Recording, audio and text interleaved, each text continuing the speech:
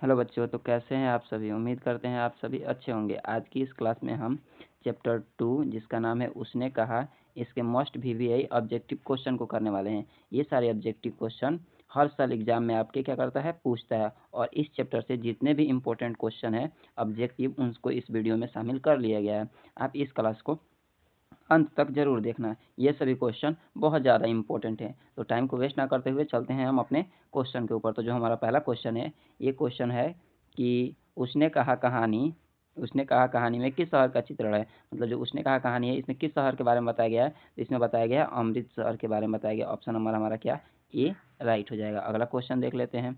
जो हमारा अगला क्वेश्चन 2 नंबर है, ये बोल रहा है लहना सिंह के गाँव का क्या नाम था। मतलब लहना सिंह जो था उसके गाँव का क्या नाम था।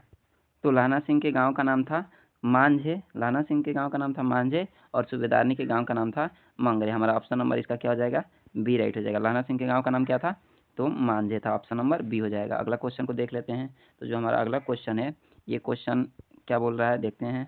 ये क्वेश्चन कह रहा है लहना सिंह किस पद पर था। तो जो लहना सिंह था ये किस पद पर था, तो लहना सिंह जमादार के पद पर था। हमारा ऑप्शन नंबर सी राइट हो जाएगा। अगला क्वेश्चन देख लेते हैं। अगला क्वेश्चन है सिख राइफल के जमादार लहना सिंह का नंबर क्या था। तो मतलब ये किस नंबर का था, तो ये 77 नंबर का था। हमारा ऑप्शन नंबर क्या हो जाएगा, ये राइट हो जाएगा। ये 77 नंबर का था, याद रखना। अगला क्वेश्चन को देख लेते हैं। और जिस भी क्वेश्चन को आपको मालूम नहीं है उसको अपने नोटबुक में नोट कर लेना। उसके साथ साथ सभी क्वेश्चन को भी नोट करते चलना है।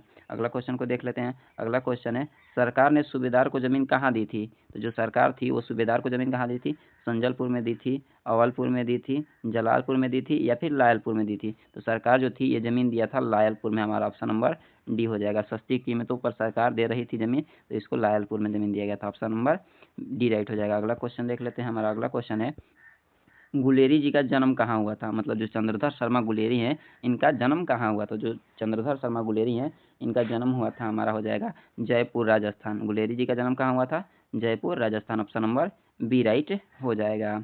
अगला क्वेश्चन देख लेते हैं। अगला क्वेश्चन है सुखमय जीवन किसकी रचना है।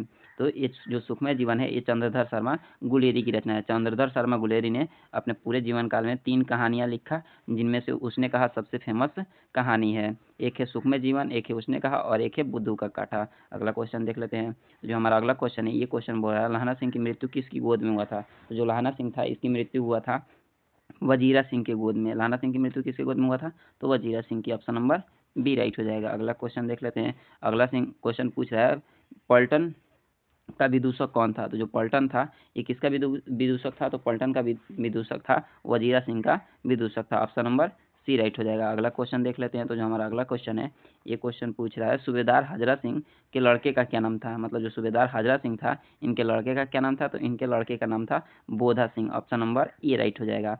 अगला क्वेश्चन देख लेते हैं। तो जो हमारा अगला क्वेश्चन है, ये क्वेश्चन बोल रहा है भारतीय सिपाहियों का किसके साथ संघर्ष हुआ था। मतलब जो सिपाही लड़ रहे थे उनका किसके साथ मतलब संघर्ष हुआ था, तो ये संघर्ष हुआ था जर्मनी के साथ। हमारा ऑप्शन नंबर क्या हो जाएगा, डी हो जाएगा। अगला क्वेश्चन को देख लेते हैं। तो जो हमारा अगला क्वेश्चन नंबर 12 है, ये बोल रहा है जो जर्मन लेफ्टिनेंट था को किसने मारा। तो जो जर्मन लेफ्टिनेंट था ये वजीरा सिंह का विदूषक बनकर आया था।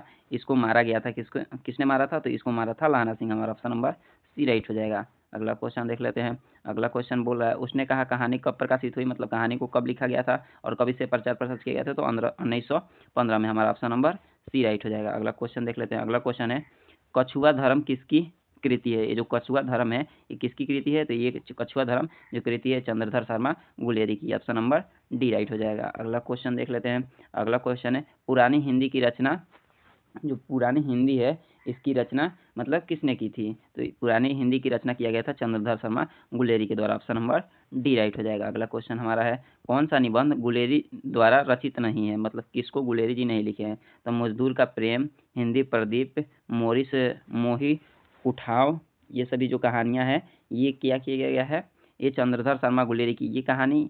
और ऑप्शन नंबर सी की कहानी ये वाली और देव ना प्रिय चंद्रधर शर्मा गुलेरी जी के द्वारा लिखा गया है, लेकिन मजदूरी और प्रेम चंद्रधर शर्मा गुलेरी नहीं लिखे। हमारा ऑप्शन नंबर बी हो जाएगा सही।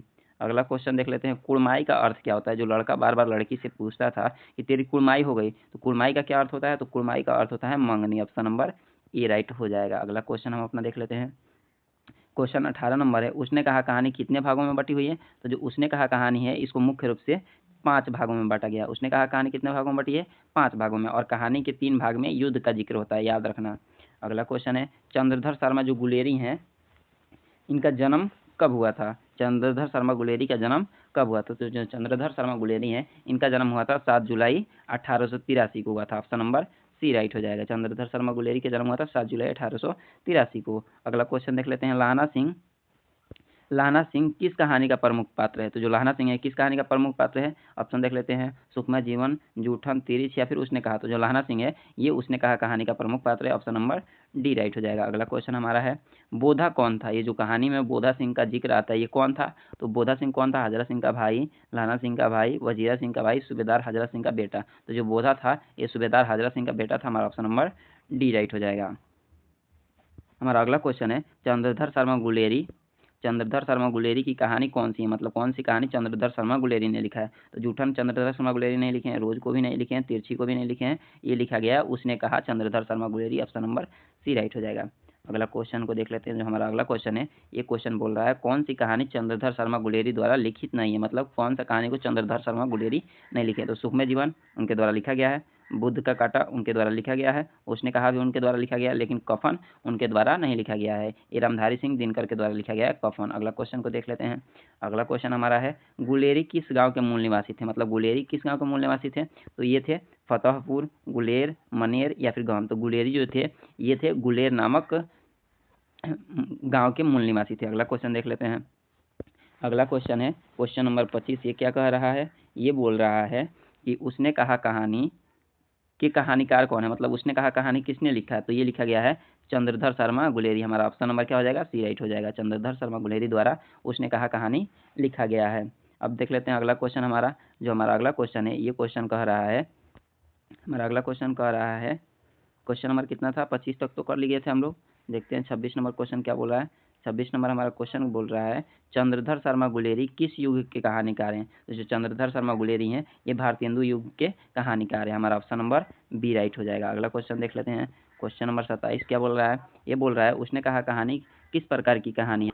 जो उसने कहा कहानी है ये किस प्रकार की कहानी है? तो उसने कहा कहानी एक प्रकार का, ये जो कहानी है ये कहानी है हमारा, ये हमारा कर्म प्रधान कहानी है। उसने कहा कहानी किस प्रकार की कहानी है? तो ये हमारा कर्म प्रधान कहानी हो जाएगा। ऑप्शन नंबर बी राइट हो जाएगा। अगला क्वेश्चन को देख लेते हैं। अगला हमारा क्वेश्चन बोल रहा है, पुरानी हिंदी रचना किसकी है? जो पुरानी हिंदी रचना है ये किसके द्वारा लिखा गया है? तो ये लिखा गया है चंद्रधर शर्मा गुलेरी के द्वारा। ऑप्शन नंबर सी राइट हो जाएगा। हमारा जो अगला क्वेश्चन है ये क्वेश्चन बोल रहा है कीरत सिंह कौन था?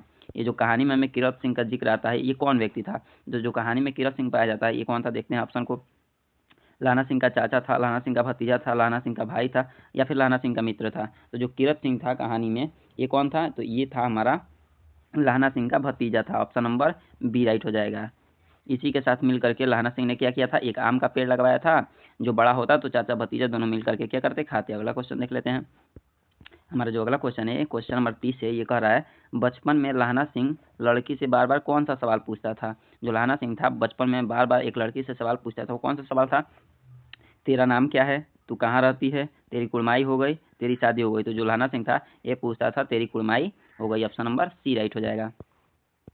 अगला क्वेश्चन देख लेते हैं। अगला क्वेश्चन है, लप्टन साहब सूबेदार को कितने आदमी खंदक में छोड़कर जाने को बोले थे? तो जो लप्टन साहब थे ये सूबेदार को कितना आदमी खंदक में छोड़कर जाने के लिए बोले थे? तो इसका आंसर देख लेते हैं। तो ये 10 आदमियों को खंदक में छोड़े थे, बोले थे कि यहाँ 10 आदमियों को छोड़ करके तुम चले जाओ। ऑप्शन नंबर हमारा हो जाएगा। जब युद्ध हो रहा था तो लप्टन साहब जो कहाँ से आए थे वो दूसरे ग्रुप से इस ग्रुप में शामिल हो गए थे। उन्होंने बोला था कि 10 आदमियों को यहाँ पर छोड़ दो और तुम लोग चले जाओ। हमारा राइट हो जाएगा ऑप्शन नंबर बी 10। अगला क्वेश्चन को देख लेते हैं। अमृतसर में लाहना, जो अमृतसर में लाहना सिंह था, अमृतसर में लाहना सिंह के कौन थे? मतलब जो अमृतसर में लाहना सिंह जो था वो रहता था, वो किन के घर पे रहता था? तो भाई थे, मित्र थे, मामा थे या फिर चाचा थे? तो अमृतसर में लाहना सिंह अपने मामा के यहाँ रहता था। ऑप्शन नंबर सी राइट हो जाएगा। हमारा अगला क्वेश्चन देख लेते हैं। लाना सिंह सूबेदार को, क्वेश्चन बोल रहा है, लाना सिंह सूबेदार को वापस बुलाने के लिए किसे भेजता है? जो लाना सिंह है वो सूबेदार को वापस बुलाने के लिए किसे भेजता है? तो ऑप्शन को देख लेते हैं। तो जो लाना सिंह है सूबेदार को वापस बुलाने के लिए वजीरा सिंह को भेजता है। ऑप्शन नंबर हमारा ए राइट हो जाएगा। जब युद्ध होता है तो जब सूबेदार अपनी सैनिक की टुकड़ी को लेकर चले जाते हैं तो लहना सिंह उनको वापस बुलाने के लिए वजीरा सिंह को भेजता है। अगला क्वेश्चन देख लेते हैं। तो जो हमारा अगला क्वेश्चन है, ये क्वेश्चन बोल रहा है सूबेदारनी ने अपने पति एवं पुत्र की रक्षा के लिए किससे कहा था? किससे बोला था कि मेरे पति और मेरे पुत्र की रक्षा करना? तो ये बोला था लहना सिंह से। सूबेदारनी ने किससे बोला था? तो ये बोला था लहना सिंह से। हमारा ऑप्शन नंबर क्या हो जाएगा? हमारा ऑप्शन नंबर बी राइट हो जाएगा। अगला क्वेश्चन देख लेते हैं। हमारा अगला नंबर क्वेश्चन बोल रहा है लहना सिंह का सिर अपनी गोद में लेकर कौन बैठा हुआ था? मतलब जब लहना सिंह अंतिम शैय्या पर था, जब मरने वाला था, तो उसकी सिर को अपने गोद में लेकर के कौन बैठा था? इसका ऑप्शन देख लेते हैं। हजरा सिंह, हजारी सिंह इसमें लिखा है, जबकि वास्तविकता में क्या होगा? हजरा सिंह होगा। देखते हैं इसका। हजरा सिंह, कीरत सिंह, वजीरा सिंह या फिर अतरा सिंह। तो अंतिम शैय्या के समय में लहना सिंह के सर को अपने गोद में लेकर के जो व्यक्ति सोया बैठा हुआ था, वो व्यक्ति था वजीरा सिंह। हमारा ऑप्शन नंबर सी राइट हो जाएगा। अगला क्वेश्चन देख लेते हैं। हमारा अगला क्वेश्चन है लहना सिंह के मामा कहाँ के रहने वाले थे? जो लहना सिंह के मामा थे वो कहाँ के रहने वाले थे? तो वो अमृतसर के रहने वाले थे। हमारा ऑप्शन नंबर बी राइट हो जाएगा। अगला क्वेश्चन देख लेते हैं। ये लास्ट हमारा क्वेश्चन है, इसे देख लेते हैं। पूछ रहा है उसने कहा जो कहानी है ये किस वर्ष की रचना है? मतलब किस वर्ष इसे लिखा गया था? तो उसने कहा कहानी को लिखा गया था 1915 में। हमारा ऑप्शन नंबर क्या हो जाएगा? राइट हो जाएगा। उम्मीद करते हैं सभी के सभी क्वेश्चन आपने याद कर लिया होगा और अपने को नोटबुक में नोट कर लिया होगा। सभी क्वेश्चन को आप क्या करते चलिएगा? याद करते चलिएगा। ये सारे क्वेश्चन आपके बोर्ड एग्जाम के लिए बहुत ज़्यादा जरूरी है। यहीं से आपके बोर्ड एग्जाम में क्या करता है? क्वेश्चन को पूछता है। तब तक के लिए थैंक्स। मिलते हैं नेक्स्ट क्लास में। तब तक के लिए राधे राधे।